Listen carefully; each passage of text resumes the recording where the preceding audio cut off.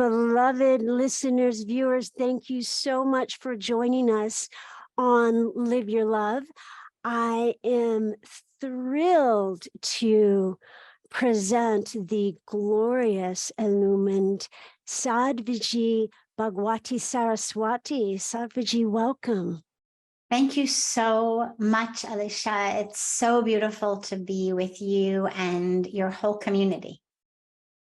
We are absolutely thrilled to have you with us. So, beloved listeners, I'm going to tell you a little bit about Sadhviji and then tell you why this show is really personal for me and my experience of Sadhviji. Sadhviji Bhagawati Saraswati, PhD, is a renowned spiritual leader and motivational speaker based in Rishikesh, India. She's the author of the newly released #1 best-selling memoir. Here it is, Hollywood to the Himalayas, an amazing book, A Journey of Healing and Transformation. As you see, my copy is highlighted and marked all over because this is a treasure trove. Originally from Los Angeles, a graduate of Stanford and a PhD in psychology, Sadhviji has lived on the banks of the sacred Ganga River, which we call the Ganges, in the lap of the Himalayas for more than 25 years, engaged in spiritual service.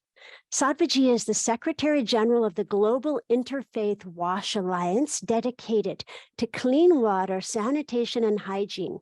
President of Divine Shakti Foundation, which runs free schools, and director of the world-famous International Yoga Festival at Parmarth Niketan Ashram, Rishikesh. This has been covered in prestigious international publications and been addressed by both the Prime Minister and Vice President of India.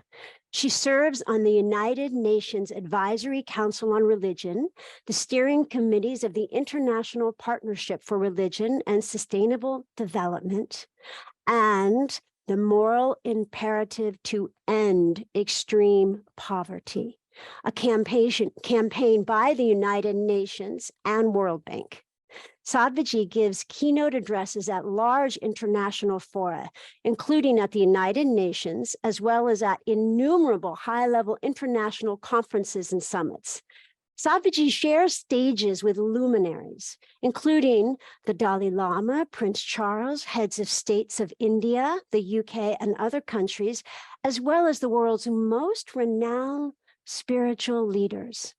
Sadhviji has received numerous international and national awards and recognition for her work with water, sanitation, and hygiene, as well as women's upliftment and empowerment, including from the Government of India, as well as being recently awarded the Lifetime Achievement Award for service by President Joe Biden. Sadhviji's talks blend the knowledge and logic of the West with the insights, spirituality, and wisdom of the East. She is renowned as a spiritual bridge between the two cultures. Well, not that we would need to say more, but I want to tell you why this is so personal for me, as well as, oh my goodness, Sadhviji, what you have accomplished in one lifetime is incredible. It's such a blessing. Really, it all feels to me like I'm being showered in grace. You know, you stand in the river and you get wet, but you wouldn't say, oh my God, you're such an amazing being. Look at how wet you are. You understand that you're wet because the river has made you wet.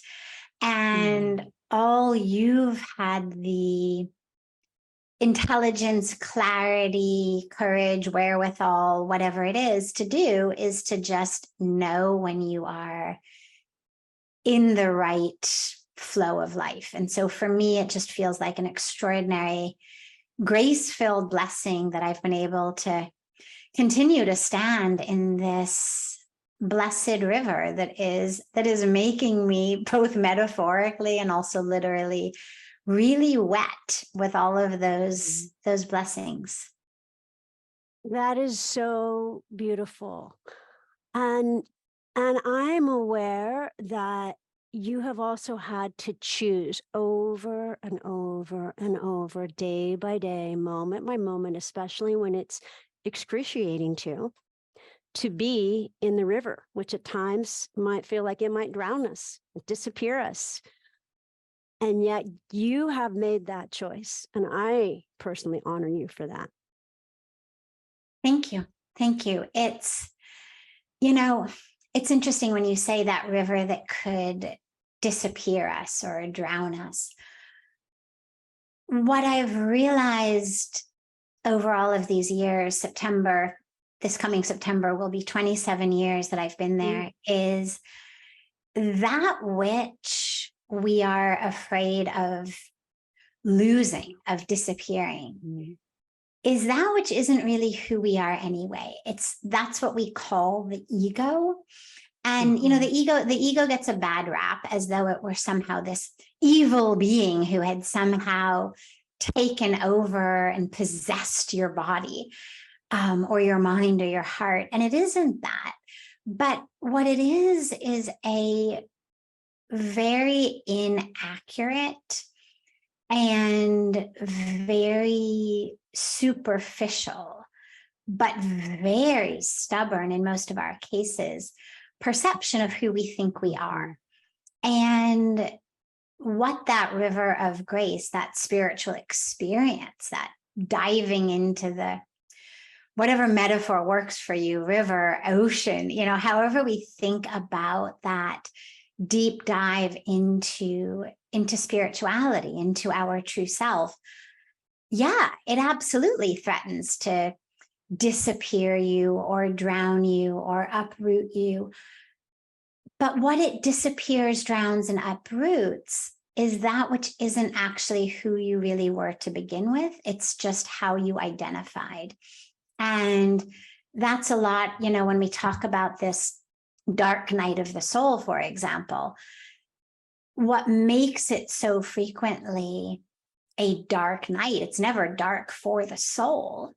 It's a dropping into that which seems dark because it's something I don't know, something I don't recognize, something I'm not familiar with, something I have not yet really learned to identify as I'm losing that which I do identify as, that which I've always thought is me, that ego self. And so whether it's my physical beauty and I'm aging and, oh my God, getting wrinkles and gray hair, or I got into an accident, God forbid, and lost some of that beauty, or whether it's my skills and abilities and I'm getting older, or I'm retiring, or I got fired from my job, or someone was chosen over me, or whether it's a relationship that I've always really identified in as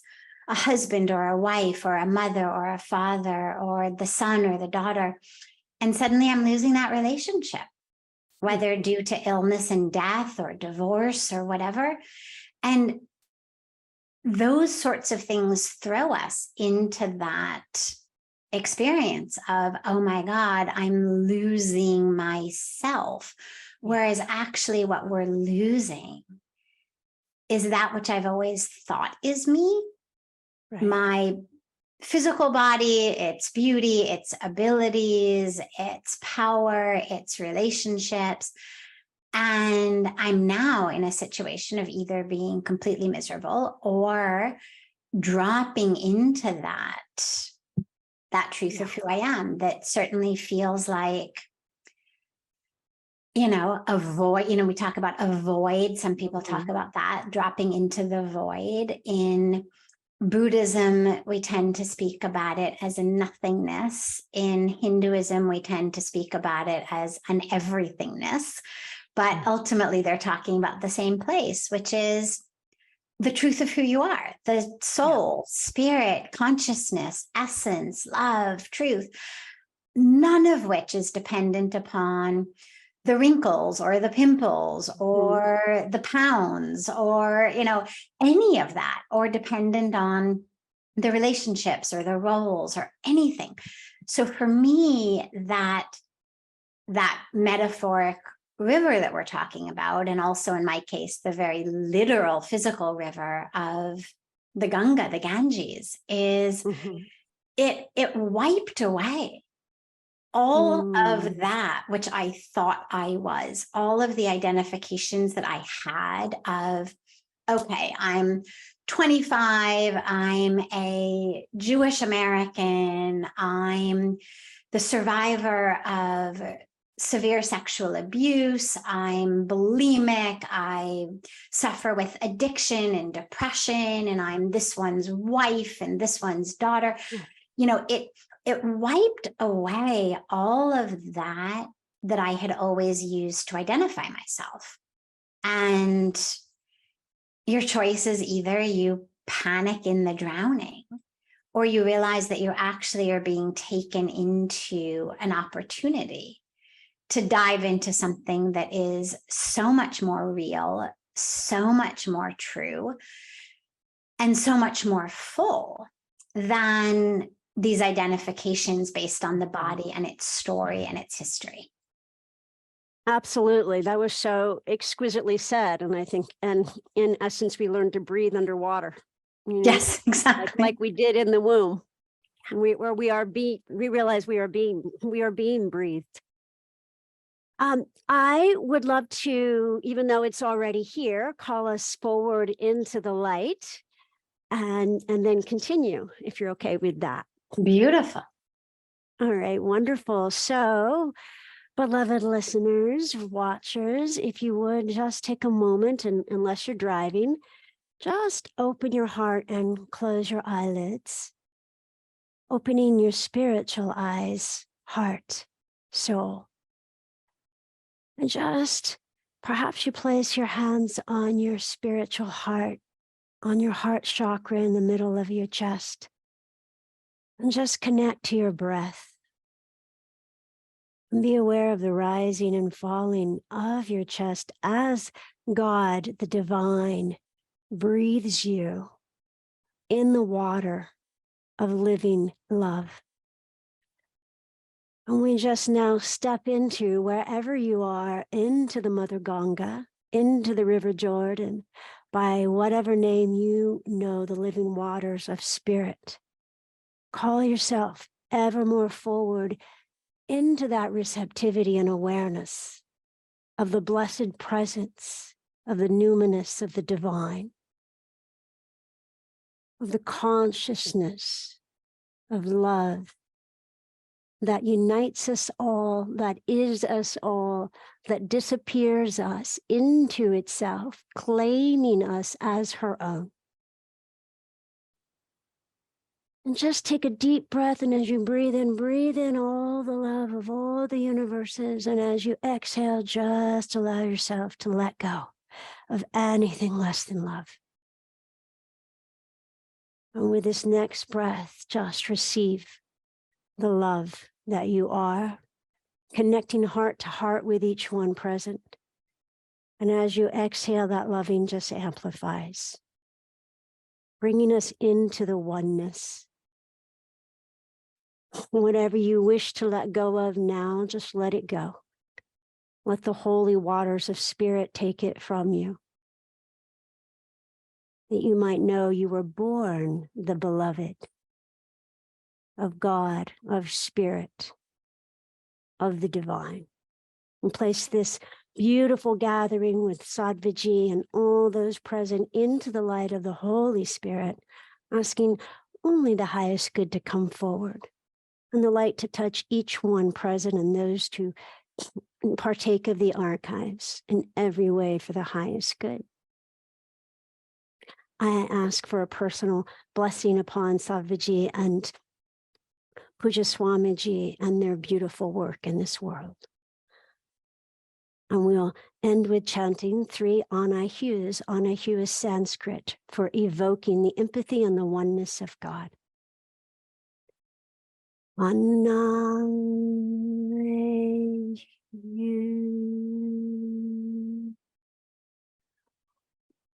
Anam.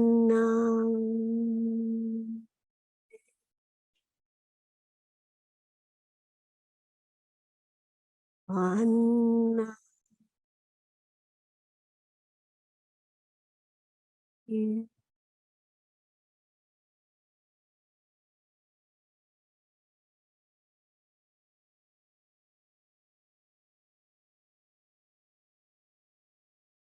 Thank you. And while Sadhviji is allowing a moment of beauty and silence, I just want to tell our beloved listeners that I will tell you this a few times in the call, but the work that Sadhviji is doing benefits, I would venture to say, millions. And if you'd like to participate in what she's doing and donating even $1 or of course up helps, it's divineshaktifoundation.org. And I will put that in the descriptions, of course, but I just wanted to mention 100% of the proceeds goes to help. And so Sadhviji, with this, just in keeping with this gorgeous river analogy, you speak of Ganga, what we call Ganges, as a goddess. And that is surely my experience with bodies of water. Of course, our beautiful Mother Gaia has sentience, has logos.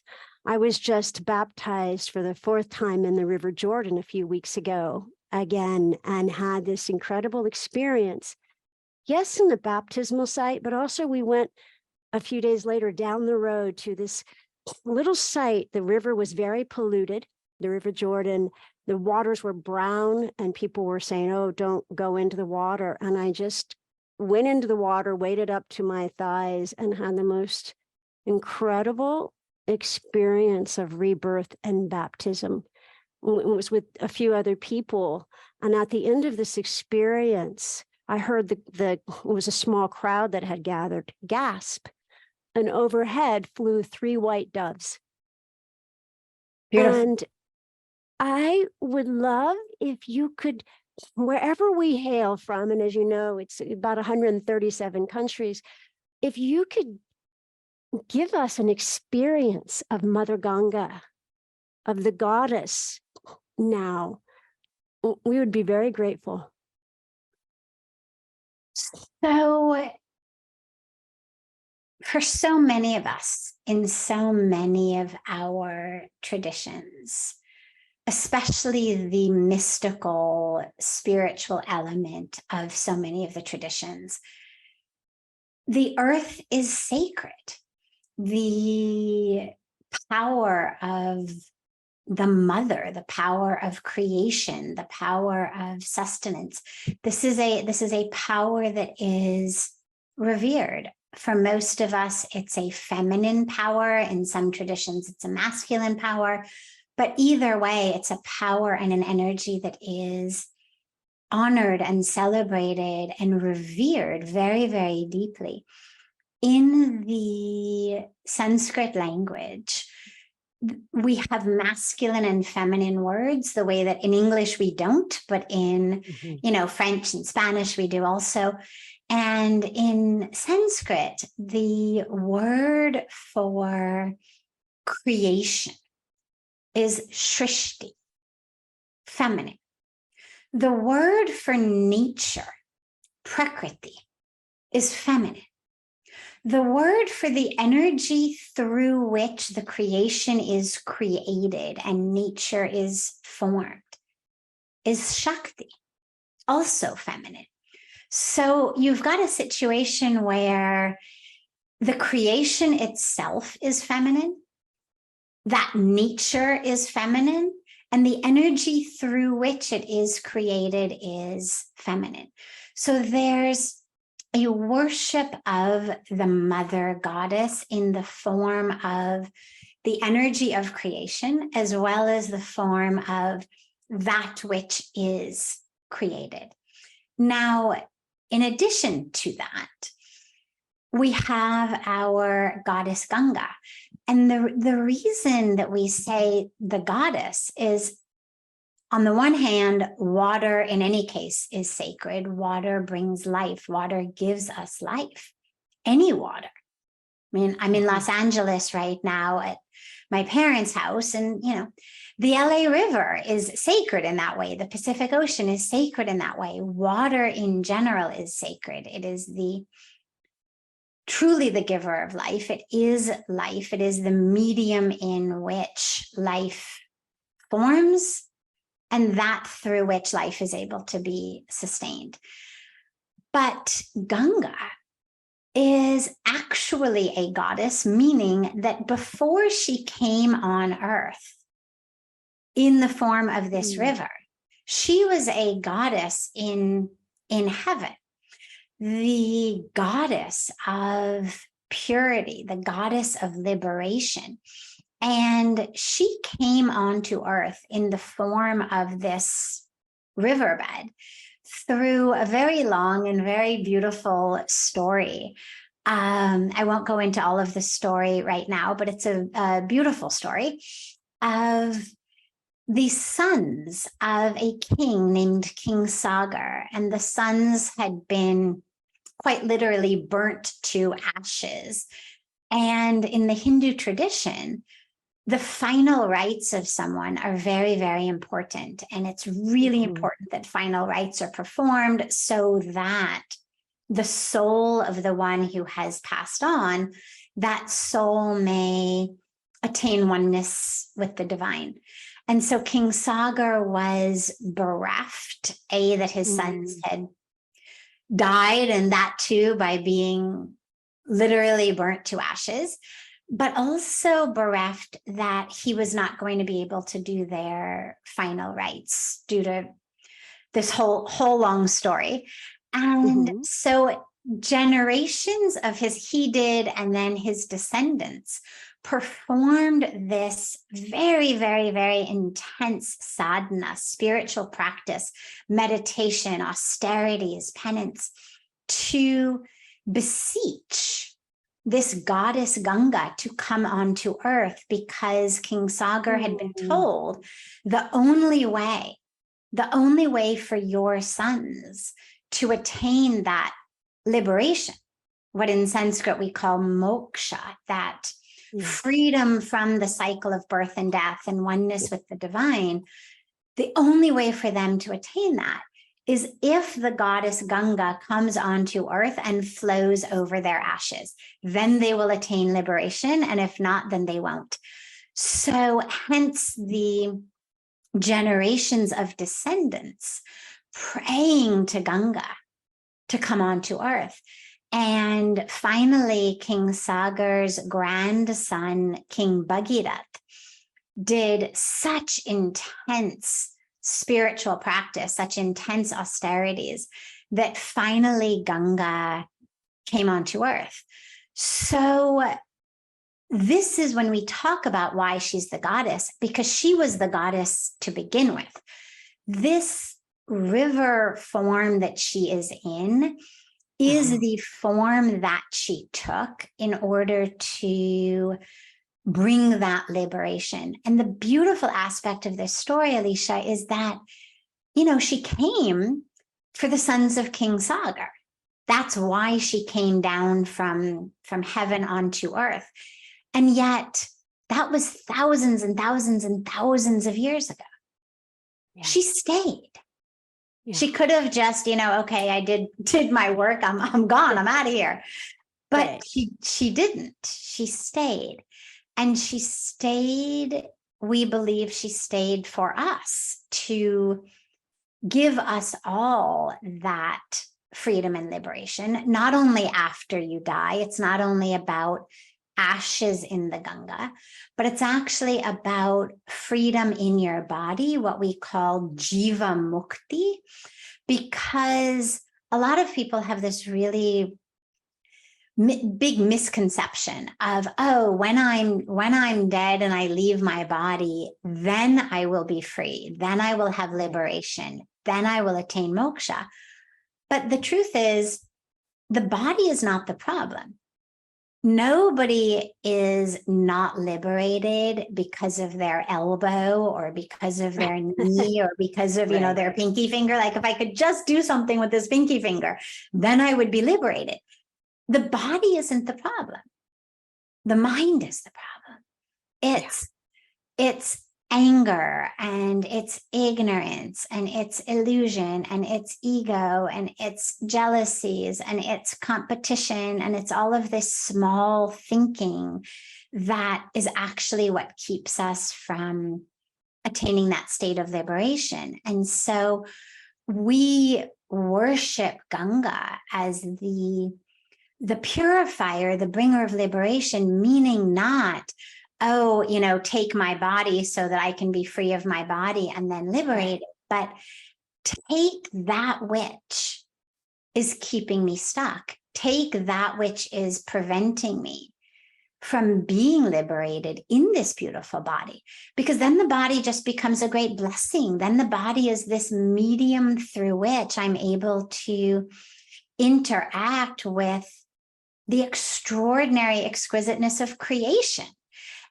God's given us this amazing, amazing creation, and we're not able to really interact with it in joy because our minds are so stuck with what's wrong with the present moment and what else I need and who's hurt me and who's harmed me and how have I been, somehow let down by the universe.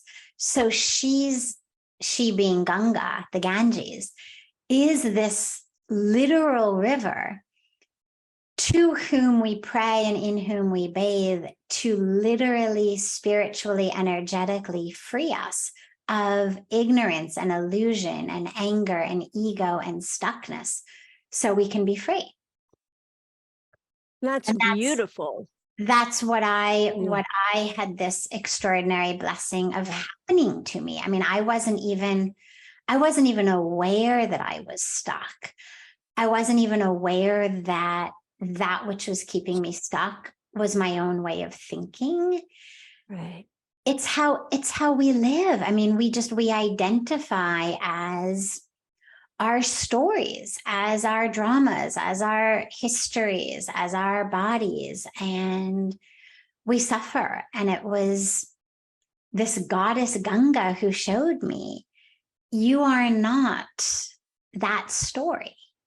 And she was the one through whose beautiful intervention I was able to really discover the full and complete and whole and healthy and untainted self of who I am. Beautiful. And to me, and that was my experience in the River Jordan and the Ganga. I visited the Ganges, 7 years ago. Interesting. We probably went at the same time. Amazing. And, of course, I'm half Indian, as you know, in my path. And to me, you are such an incredible bridge of East and West. And that is my literal heritage. I'm half Indian, even doing 23andMe. I'm literally 50% Indian, pretty much, and 50% Western, English and Irish, etc. And I, as I was saying, that was my experience in the River Jordan and the Ganga. And I think that we can go to certainly there's an incredible presence with Mother Ganga and a presence with different bodies of water. But to me, it's also about our openness, our intention, where any body of water could heal us and baptize us in the spirit if our consciousness is open to receive. Absolutely. Absolutely. In fact, there are prayers that people chant, that Indians chant, in their shower every day, that invokes the presence. I love that. That invokes the presence of all of the sacred rivers. So wherever you are, whatever body of water, to be able to invoke that presence of Ganga, that's absolutely true. We always say, if you can come home to the Himalayas, if you can come home to Rishikesh, beautiful, you are always welcome. The doors of Parmarth Nikatan are always open. And wherever you are, allow that presence, because the mother goddess is wherever we are. She doesn't exist only in the molecules of H2O that flow through a 2,500 kilometer riverbed from the glacier at Gomukh out to Ganga Sagar past Kolkata. It's a spiritual presence that is invocable and experienceable, if that's a word, wherever we are in the world. And, that's where you were speaking about my book, Hollywood to the Himalayas. And that's where, for me, it's been so important as the book has come out and as I've had the opportunity to speak about it and to share, for people really to realize that, on the one hand, Hollywood to the Himalayas was my very physical journey that I took, quite literally, from growing up in the Hollywood Hills and then moving to Rishikesh, to the Himalayas via Palo Alto, via Stanford and the Bay Area. But that was my physical journey. But that doesn't have to be your physical journey.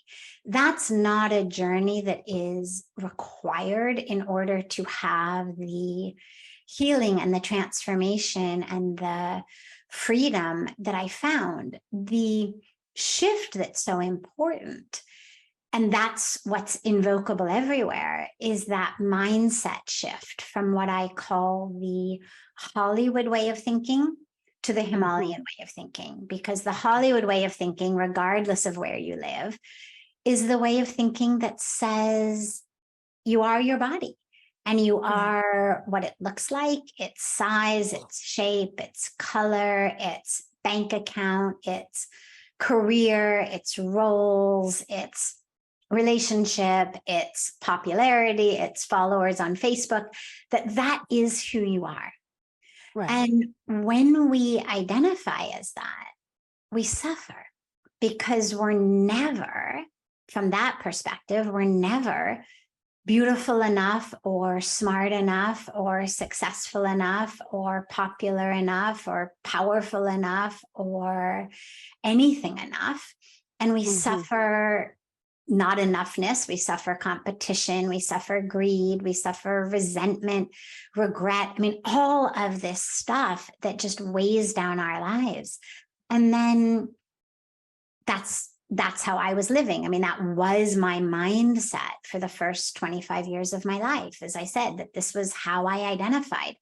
And then the Himalayan way of thinking says you have a body, but you're not the body. You are the soul, the spirit, consciousness, truth, love, divinity, whatever your religious or spiritual path may be. And that shift is the shift that ends our suffering. I remember when I had first been in India, and my guru, Swamiji, who you mentioned earlier, Swami Chidanand Saraswatiji, who's the president of Parmarth Nikatan, where I live, he holds up a pen in front of me and he says, "You are not this pen." And I laughed. It's like, I'm a PhD student. There's a lot of things I don't know in the world, but one thing I do know is I'm not a pen. And so I laughed, and he said, "You laugh because you know you're not this pen." He said, "But you still think that you are that physical body, that you are the experiences that it's had, that you are the pain that it has experienced, you are the opportunities it's had, you are the skills, the abilities, that you are all of that. You still think that you are your physical brain, in which all of your emotions and personality and memories are stored.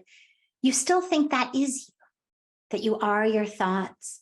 And he said, there will come a time where, when I tell you, you are not your body, you are not your thoughts, you are not your emotions, that you will laugh in the same way that you laugh today when I tell you you are not a pen. Mm. And that, while certainly a really high goal to achieve, because as we live in a body, I mean, I'm still not at the point of being able to laugh at the sheer idea that I might be my emotions. After decades of practice, certainly no longer mostly get stuck in them or identify as them. Yeah. But that shift from how we identify as this Hollywood way of thinking, this physical body and story, to the Himalayan way of thinking as eternal soul, spirit, essence, consciousness, love, that's the end of suffering. And so to invoke Mother Ganga, that goddess's energy and power wherever you are, absolutely, I love that. Yes. Definitely yes. Yes. Beautiful. I love that as well. Yes, I have traveled a fair amount. And while sometimes I find that it's easier to put my feet on the soil, to put my soles where the souls of masters have walked, where I'm clearing my own karma on sacred banks, it's such an inside job. It's really about the preparation of the consciousness to be disappeared into the allness of love. And so I love the shower ritual, and wherever we are in Mother Ganga, we are in a sacred site. And conversely, we could be in a sacred site and not be in that space if we are in the Hollywood mindset, not in the Himalaya mindset, not to be prejudiced towards any part of the world, but it is that mindset of I'm this, I'm what I achieve. And of course, I think it can be more challenging in the West. So absolutely, which is why we need it so much more. 100%. So I wonder, as we're inured, I'll speak for myself, as I'm inured in, living in Pacific Palisades, and as much as I've been and I'm also on a sound current path of initiation for 35 years. As much as I knew that I can still see that it can be harder here than when I'm in India or Israel or wherever. Do you have, what comes to you from spirit for us in the West to be in that state of santosha, to be where the Indians who have nothing to give, who can't even feed their families, are just radiating light and in a space of peace? How can we in the West be in that space more, Sadhviji? Beautiful. And you're absolutely right. They radiated in such a way. I remember when I first got to Rishikesh, seeing these impoverished children who had nothing, and yet they were so happy. Or you see these women carrying, pounds of firewood on their heads to go back to their village and cook the one meal a day. And yet you say to them, how are you? And what you get is not what would be a really understandable litany of all of the things that are wrong. But instead, you get, it's all God's grace. It's all God's grace. I mean, they are just so anchored in that. And that doesn't mean that lots of work shouldn't be done to help them rise out of poverty. And that's a piece of the work that we're doing. But from purely a mindset standpoint, there is so much to learn from that, because here in the West, we're kind of on the other end of the spectrum, which is we have everything, fire to have to cook a meal. Nobody even could conceive of that. You just pull out your phone and punch a few times into an app and food is at your door in 6 minutes. So it's a completely different world. And yet, when you say to most people here, how are you? What you get is the list of all of that which is wrong. And so this is where, for us here, I think it's really two parts that we need. The first part is the actual experience of I am full and whole and complete and connected. And that's going to come from spiritual practice. And there isn't one right way.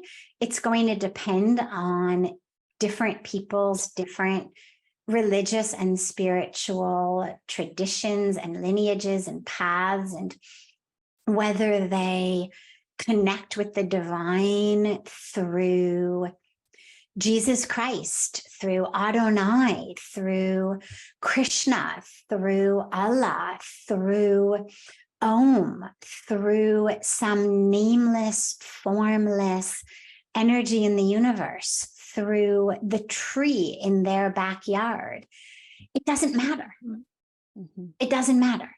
What matters is having a deep experience that almost always only comes from deep meditative and contemplative practice. So it's going to be your seated, eyes closed meditation experience or prayer experience based on your own tradition. For me, it's meditation, which connects you very deeply to that presence of the divine from which you are not separate.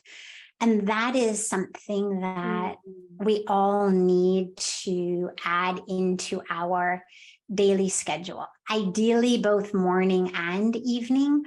But if not, then at least either morning or evening for, a good period of time, minimum 10, 15 minutes. Ideally, somewhat more than that. But what it does is it reconnects you, re-grounds you, re-anchors you, re-reminds you.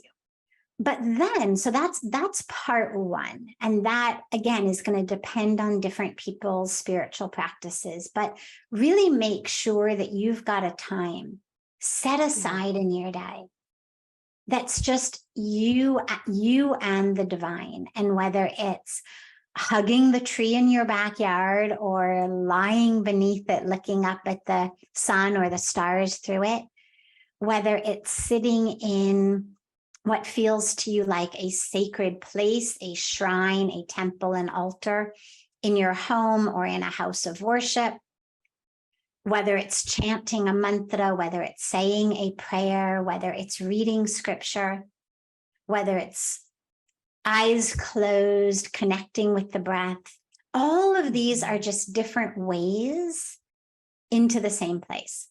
But then the second thing that we need is how to remember throughout the day. A lot of people have really powerful and disciplined meditative practices in the morning and the evening. But then, sadly, it doesn't seem to have a very long half-life. And by the time you fight all of the traffic to get to the office, and, that fragrance seems to have dissipated. And that's where it's so important throughout the day to set up a series of reminders. And I know for me, I do it with eating and drinking. I'm a good water drinker. I drink a lot of water during the day. You eat a few times during the day, or, more if you're snacking, and just 30 seconds, 60 seconds before you eat something, before you drink something, it's a moment of just reconnecting, of just dropping back down and remembering, oh yeah, I'm not the CEO, the president, the boss, the this, the that, the worker bee, however we may identify. I'm not that. I'm not the husband, wife, boyfriend, girlfriend, mother, father, son, daughter in this situation I'm sitting in. I'm none of that. I'm just one with the divine. And you just take a moment and reconnect. But that only works when you've got the deeper, longer practice, so that you just have to reconnect it. You know, if your phone is fully charged in the morning, it could last you all day. And if it doesn't, you have to just, you know, if you just kind of top it up during the day, you're going to be good. But if you start the day with an empty phone, a couple of minutes of trying to top it up here and there, it's not going to last you through the day. You've really got to make sure that those spiritual batteries are fully charged in the morning. And then you set up these reminders during the day. You could set reminders on your phone every 20 minutes. You could have it be, if you drive a lot, every time before you turn the ignition in the car or before you check your inbox. Whatever you do a lot of, just tie it into a 30-second reminder.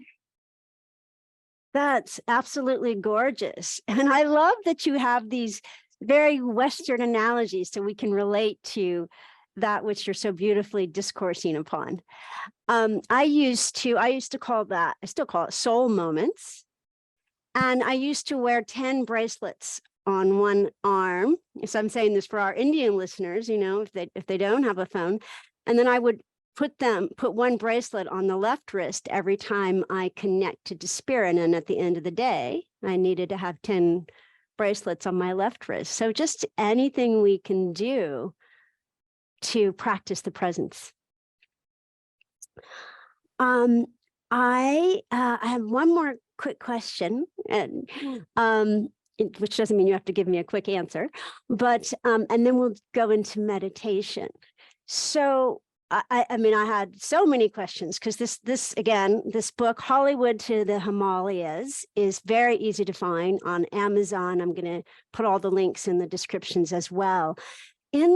I want to ask a question about grace. So in chapter 47, you say, this book is about the presence of grace, how grace entered my life. It may enter your life in an entirely different way. But grace is available to all. Grace does not discriminate. Grace requires only that there be space in us in which it can flow. When we let go of all we are not, we can step into the truth of who we are. And I just would love if you can share, you know, in the West, we tend to connect grace to the Christ consciousness. Of course, that's a consciousness, not a religion. It's really that openness to forgiveness, which you share about so eloquently in the book, of your process of forgiveness, of forgiving that which seems unforgivable is really can be our greatest salvation. How would you share with us how we can court grace, be in a place to receive grace, to embody grace? Beautiful. Even as we walk in our life. Yeah, beautiful. And, you know, as I say in the book, it really is about creating space. Grace is there, but we are in so many cases, sadly, closed to it.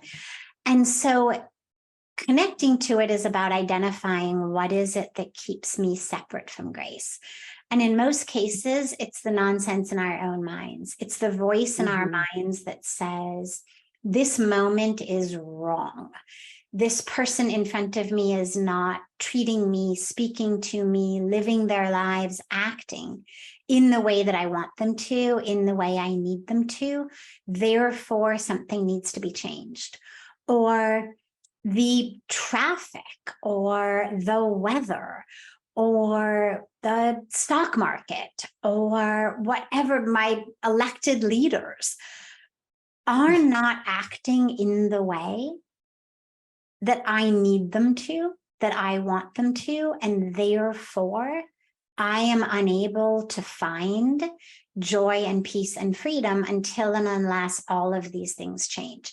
And that running discourse that most of us have in our minds about what's wrong with the present moment and what we need to make it better, or what the next moment is going to be. A lot of us spend this moment in the next moment. Where am I going?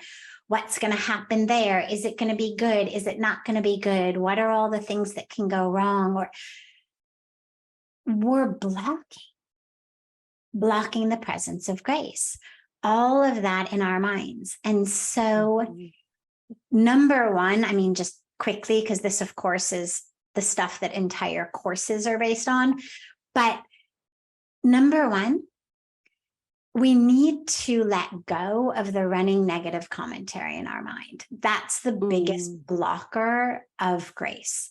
And there's so many ways to do that. A meditative practice is a fantastic way to teach ourselves how to find the space between the thoughts, how to not become a slave or a robot to the thoughts, and how to choose which thoughts we're going to have and which ones we won't.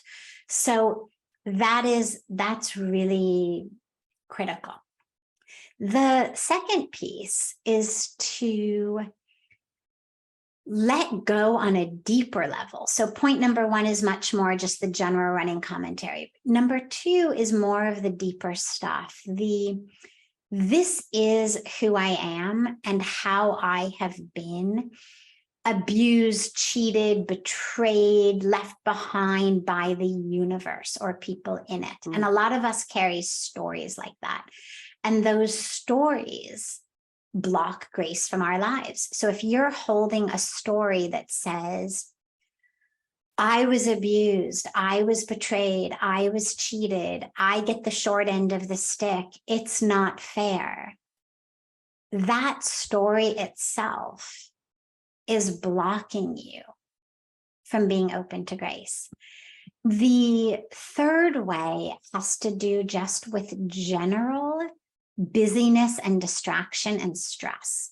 Because in order to experience grace, you've got to be there. Grace doesn't flow into a situation where no one is home.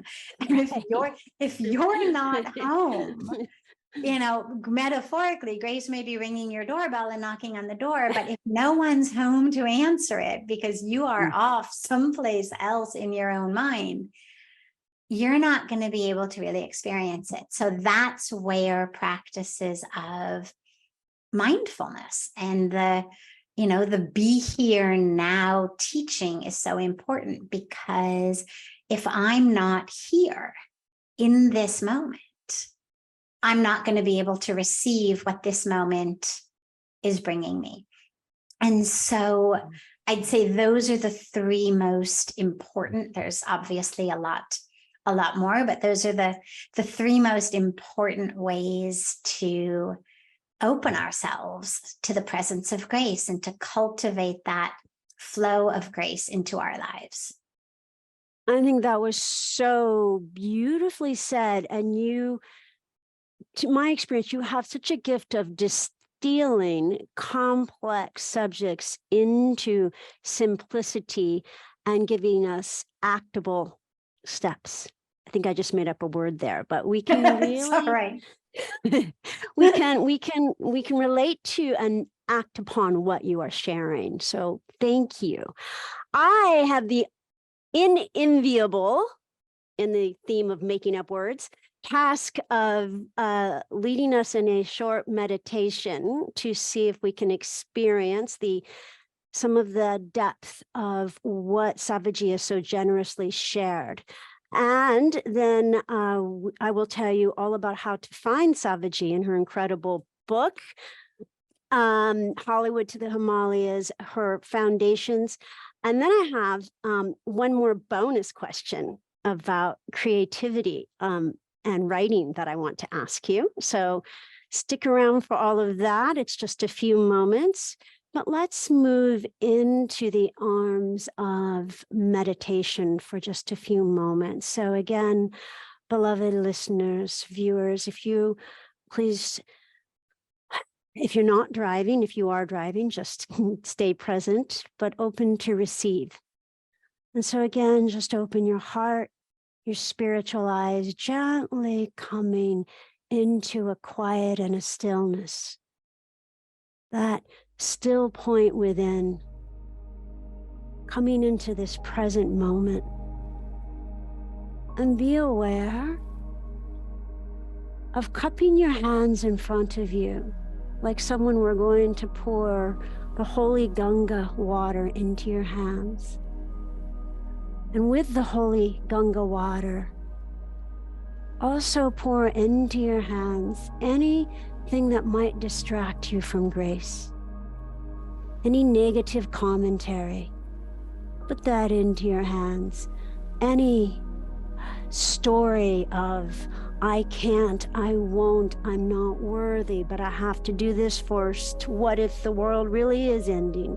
Any fears, limiting beliefs, think big, put that into your hands, because we're going to let Ganga, we're going to let Spirit take it in just a moment. And thirdly, put into your hands that busyness, that I have to do this and that and the other thing, or my world will blow up. Just let all of that fall into your waiting hands. And now, any past conditioning, past stories, that which I can't forgive, righteousness, judgments, put that into your hands as we share this space of grace.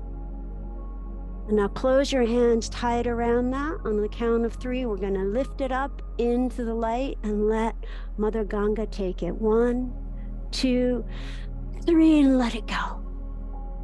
And just be aware of the rushing waters of spirit flowing all through you. Mother Gaia's arms around you. Shakti enveloping your consciousness, the beautiful rushing waters of Ganga enveloping you, flowing through you. Yes, beloved, disappear in you. That which you thought you were, the pen, disappear in you into the holy waters of Spirit. And you are aware now of flowing upon holy water, that this is baptism, that this is a new life in this instant, right here now, where all eternity is, where you can and are knowing yourself as one with the holy, sacred waters of undifferentiated consciousness, of light, of love. Let go and receive the anointing of the Spirit in this satsang, where we truly are one in love. Open yourself to receive just that much more. To receive of grace, to give of seva, of service, to be in the flow, the giving and receiving of loving. You are the presence of Ganga, the River Jordan, the Pacific Ocean, the water of Spirit that does not differentiate. You are the presence of love itself. As one together now, take a deep breath in. And as you exhale, that love amplifies, joins us all, and blesses our beloved planet. And so be it. And amen.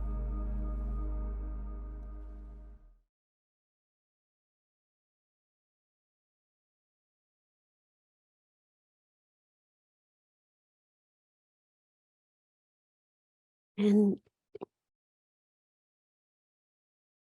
Sadhviji, what I would just love to hear what's present for you now to share, right, in this moment before I tell our beloveds how to find you.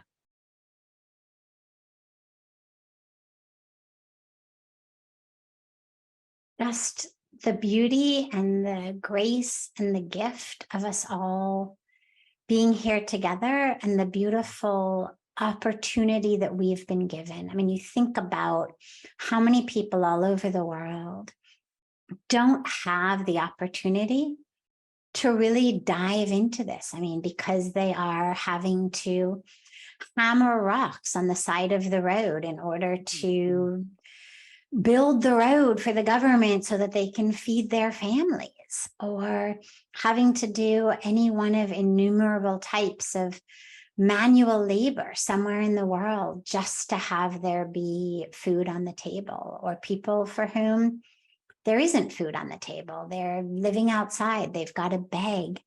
People who are really faced with life or death, to eat or not eat, to survive or not to survive situations every day, for whom thriving is not even an option.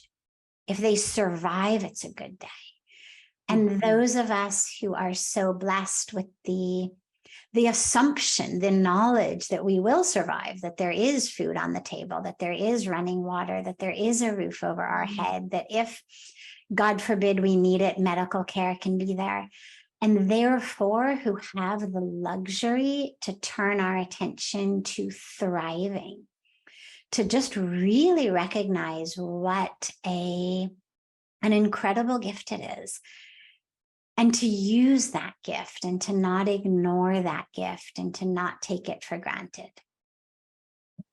So beautifully said. And a perfect segue, beloved listeners, this is such a worthy place for you to place your love, your prayers, and donations. The Shakti Foundation, so that's, you can donate 100% of the proceeds, go to help, go to bring clean water, go to bring toilets to half the world which doesn't have them, go to bring women's empowerment, go to feed the hungry.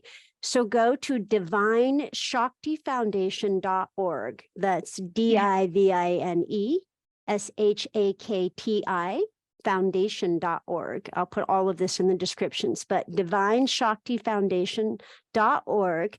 100% of the proceeds, 100% of your donation goes to help, goes to give to those less fortunate. Sadhviji is easy to find. It's easy to Google her, to find her on Instagram, Facebook, all kinds of websites. I'll put all of that in the descriptions, but it's, if you just search for Sadhviji, SADHVIJI.org, you will find the link, the Divine Shakti Foundation, many other foundations. Very easy to find her. I'm happy to say the easiest way is Hollywood to the Himalayas, #1 bestseller. I love that this book is a #1 bestseller, because this book is important for every person on the planet to read. As you see, my copy has Post-its all over. It's got pages folded. It's got underlining.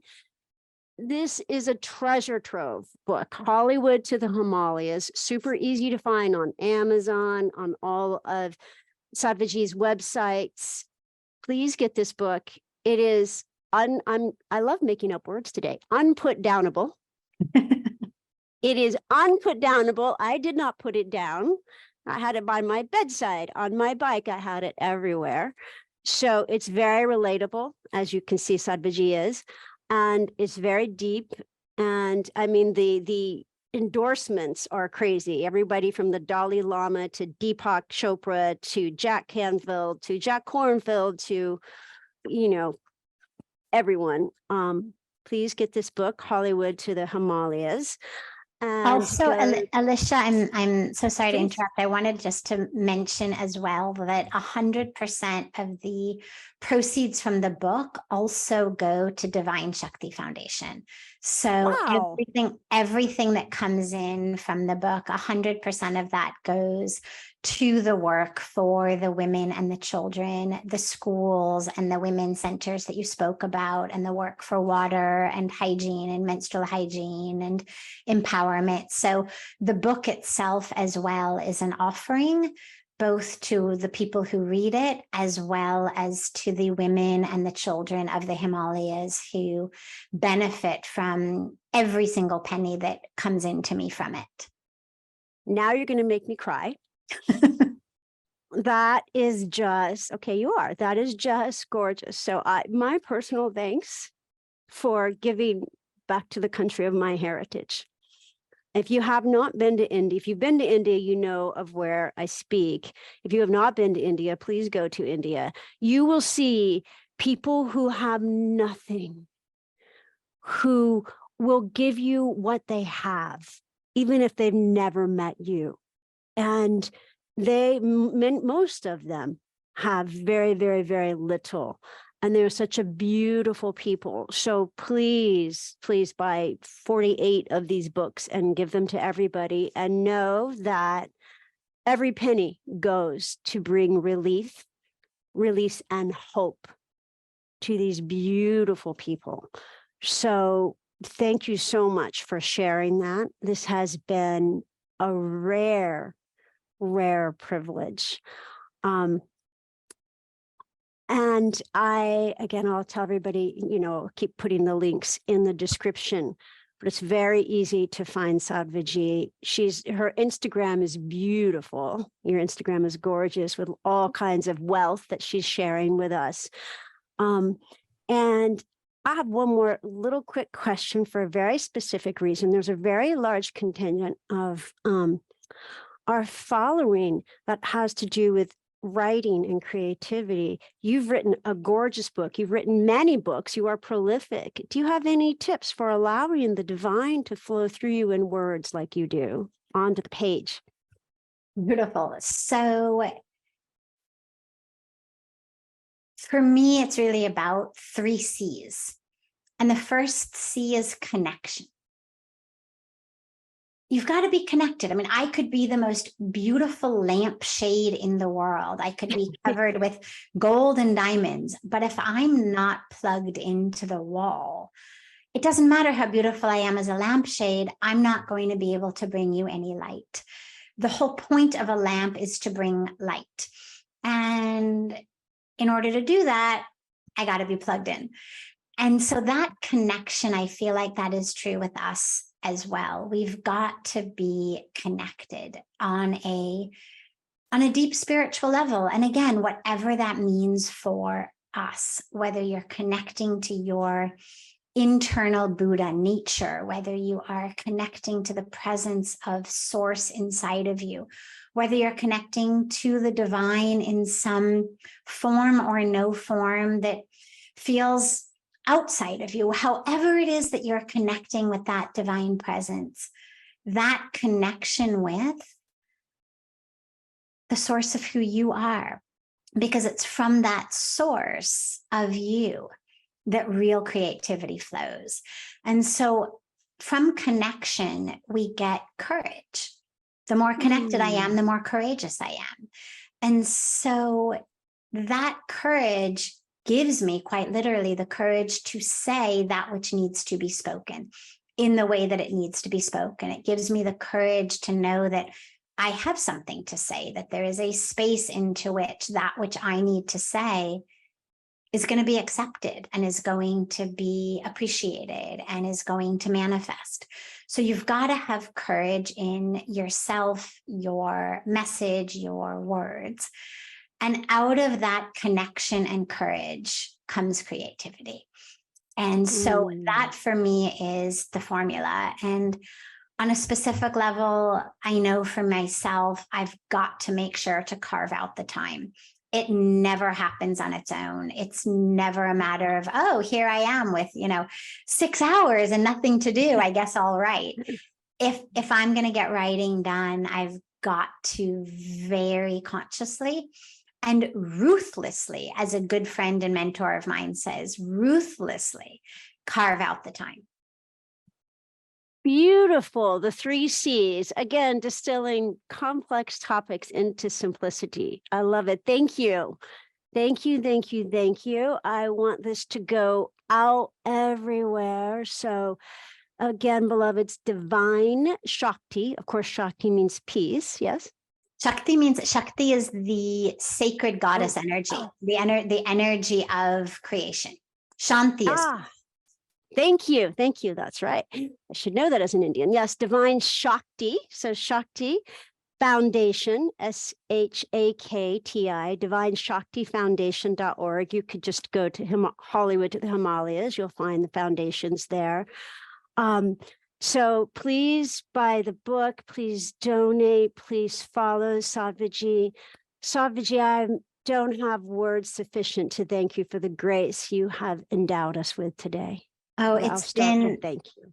It's been such a joy, Alicia, such a joy to be with you, with your community. And thank you so much for the beautiful support for Hollywood to the Himalayas, for our Divine Shakti Foundation. And, you know, as you said, probably the easiest place for people to find me is on my website of sadviji.org, as you said, and it's the same on YouTube and Instagram, just it's Sadviji.